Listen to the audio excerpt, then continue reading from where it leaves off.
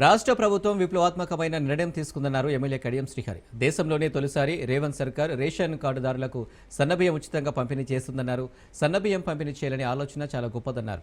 బండి సంజయ్, కిషన్ రెడ్డిలకు పేదలపై చిత్తశుద్ధి లేదన్నారు. దేశమంతా ఫ్రీ రేషన్లో సన్నబియ్యం ఇచ్చి హామీలను నెరవేర్చుకోవాలన్నారు.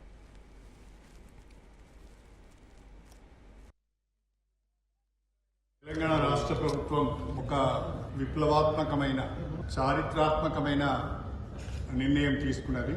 దేశంలోనే మొట్టమొదటిసారిగా ఏ రాష్ట్రము సాహసించని పరిస్థితులలో తెలంగాణ రాష్ట్రంలో వైట్ రేషన్ కార్డు హోల్డర్స్ అందరికీ సన్నబియ్యం ఉచితంగా పంపిణీ చేయాలని ఆలోచన చేసి 30th March 2025 గౌరవ ముఖ్యమంత్రి గారు, civil supplies minister Uttam Kumar Reddy గారు నల్గొండ జిల్లా హుజూర్ నగర్లో ఈ కార్యక్రమాన్ని లాంఛనంగా ప్రారంభించడం జరిగింది. కేంద్ర మంత్రి బండి సంజయ్ గారు ఒక మాట అన్నారు, ఈ ప్రజా పంపిణీ వ్యవస్థ కేంద్ర ప్రభుత్వ నిధులతోనే నడుస్తుందని ఒక మాట అన్నారు. కిలోకు 40 రూపాయలు అయితే 30 రూపాయలు కేంద్రం ఇస్తున్నది, 10 రూపాయలు మాత్రమే రాష్ట్రం ఇస్తుందని ఒక మాట అన్నాడు. ఎంత అవగాహన లేకుండా మాట్లాడుతున్నారు అంటే, వివరాలు తెలుసుకోకుండా, వాస్తవాలను పరిశీలించకుండా, అడ్డదారిలో ఇష్టం వచ్చినట్టుగా మాట్లాడుతున్నారు.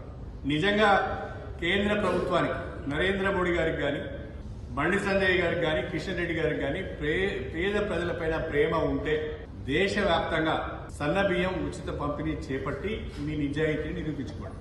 చౌకబారు విమర్శలు వద్దు అని చెప్పి నేను హితో పలుకుతున్నాను.